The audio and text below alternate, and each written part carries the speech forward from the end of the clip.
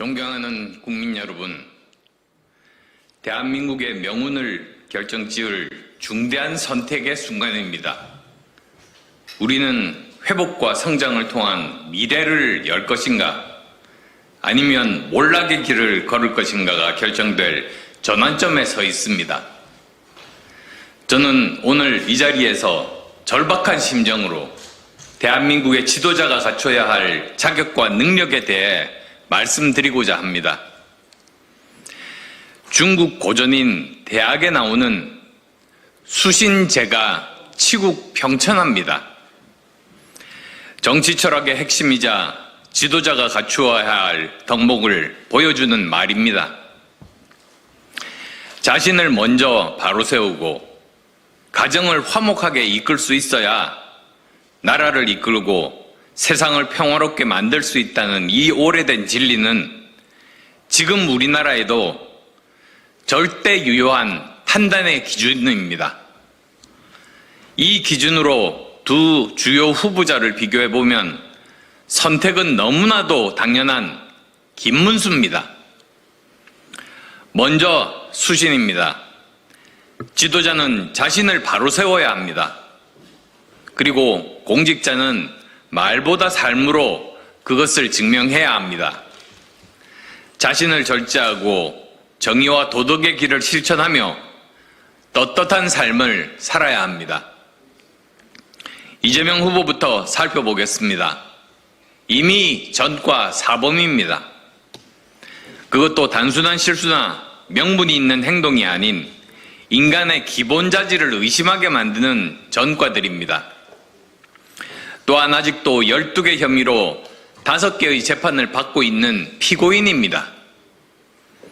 대법원에서 유죄 취지로 파기환송된 공직선거법 위반, 대장동, 백현동 비리, 불법 대북 송금 등 중대한 의혹이 줄줄이 있습니다. 반면 김문수 후보는 다릅니다. 청춘을 노동운동에 바치며 인간의 존엄을 외쳤고 사회적 약자 편에 섰습니다. 정치에 입문해서 국회의원과 경기도지사를 지내면서 청렴과 소신을 지켜왔습니다. 그의 정치 인생은 포장이 아닌 실천과 결과로 증명되었습니다. 진정 수신의 모범이라고 할 수 있습니다. 둘째, 재가입니다. 가정을 제대로 돌보지 못한 자가 나라를 맡을 수는 없지 않겠습니까? 정치는 가정에서 시작됩니다. 지도자가 자신의 가족도 감싸지 못하고 품지 못한다면 국민과 국정을 어떻게 돌볼 수 있겠습니까? 본인은 형과의 극단적인 갈등, 형수에 대한 욕설, 총각 행세를 하며 가슴에 대못을 박은 여배우와의 관계까지 일반인들이 상상도 할 수 없는 범죄의 일들이 녹취와 이야기로 세간에 떠돌고 있습니다. 그의 부인 김혜경 씨는 법인카드 불법 사용으로 2심에서 벌금형을 선고받고 대법원 판결을 앞두고 있습니다. 그의 아들은 어떻습니까? 이미 여러분이 다 아시는 일로 벌금형을 받은 전과자입니다. 본인, 부인, 장남 모두가 전과자이거나 범죄 혐의자입니다. 이런 가족이 어떻게 대한민국의 얼굴이 될 수 있겠습니까? 이재명 후보가 대한민국을 대표해 세계 정상들과 어깨를 나란히 할 수 있겠습니까? 김정은, 푸틴, 시진핑은 몰라도 자유진영의 정상들이 이재명 후보를 제대로 상대나 해주겠습니까? 우리 국민도 해외에 나가면 당당할 수 있겠습니까? 생각만 해도 아찔합니다. 그에 반해 김문수 후보는 모범 그 자체입니다. 평생 가족과 함께 도덕적이고 윤리적인 삶을 살아왔습니다. 노동운동의 험한 길을 부인과 함께 걸었고 도지사로 재직하는 동안 검소하고 청렴한 공직생활로 존경받았습니다. 딸에게는 사회의 그늘에 있는 약자를 위해 사회복지사가 되는 건 가장 아름다운 일 가운데 하나라고 조언을 남긴 훌륭한 아버지였습니다. 그 딸과 사위는 지금도 사회복지사로 헌신하고 있습니다.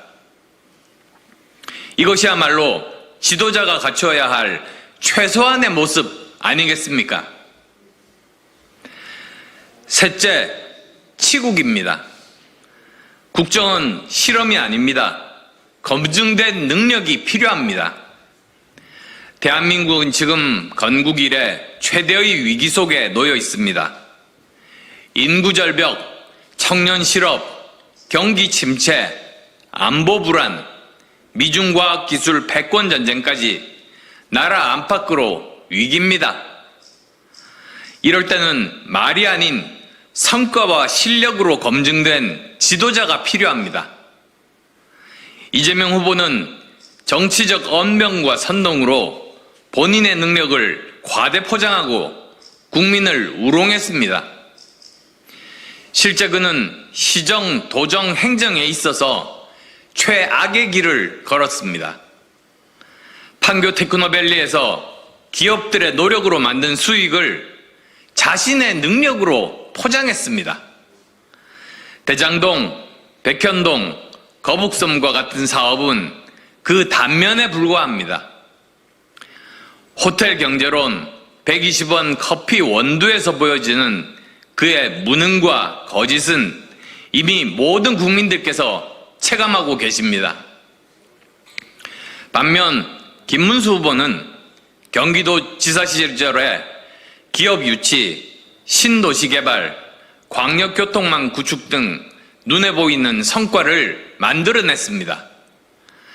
삼성전자 평택 유치, 판교 테크노밸리 조성, GTX, 신분당선, 여주 하이닉스, 파주 LG 디스플레이까지 그는 약속을 실천으로 만드는 사람입니다.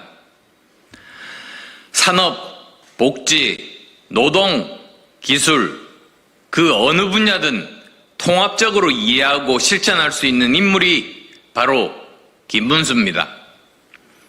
이것이 바로 대한민국을 안정적으로 이끌며 발전시킬 수 있는 리더의 조건입니다. 넷째, 평천합니다. 분열을 멈추고 국민 통합의 길로 나서야 합니다. 지금 대한민국은 진영, 세대, 지역, 계층 간 심각한 갈등과 분열로 절체절명의 위기를 맞고 있습니다. 그 갈등을 더욱 자극하고 부추긴 것이 바로 이재명 후보와 그 세력이었습니다. 자신에게 반대하는 사람은 모두 적폐로 몰고 입법 폭주, 탄핵 난발로 국정을 마비시키며 국회를 개인 방탄막으로 전락시켰습니다. 이재명의 시대는 보복과 갈등의 정치가 일상이 될 것입니다. 나라가 쪼개지고 정치는 살생부가 되며 국민은 희망을 잃게 될 것입니다. 김문수 후보는 다릅니다. 그는 진보와 노동, 보수를 아우를 수 있는 정치인입니다. 서민의 삶을 이해하고 국민 통합의 리더십을 갖춘 인물입니다.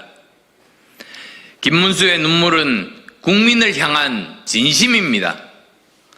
김문수만이 대한민국의 상처를 치유하고 하나로 만들 수 있습니다. 존경하는 국민 여러분, 이재명이 대통령이 되면 나라는 추락할 것입니다. 남미의 선진국이 막 퍼주기로 순식간에 후진국으로 추락한 것처럼 무책임한 포퓰리즘으로 국가의 재정은 파탄나고 우리 젊은 세대의 삶은 짓밟힐 것입니다. 눈덩이처럼 불어난 빚, 결국 그 부담을 짊어지는 건 2030 청년들과 미래 세대입니다. 그들이 어떻게 집을 사고 아이를 낳고 미래를 꿈꿀 수 있겠습니까? 외교 안보도 큰 위기에 처할 겁니다. 중국이 쎄쎄 외교로 속을 만큼 만만한 상대가 아닙니다. 북한은 러시아와 중국을 믿고 더 도발을 강화할 것입니다. 미국은 이재명 정부에 대한 신뢰가 없기에 비밀 유출의 우려로 우리가 원하는 만큼 핵 공유에 적극적이지 않을 겁니다. 지금 우리는 현실을 생각해야 합니다. 미래를 준비해야 합니다. 이를 위해 진정으로 국민을 위한 지도자 김문수를 선택해 주십시오. 우리 국민의 위대한 선택이 대한민국을 다시 일으켜 세울 것입니다. 감사합니다.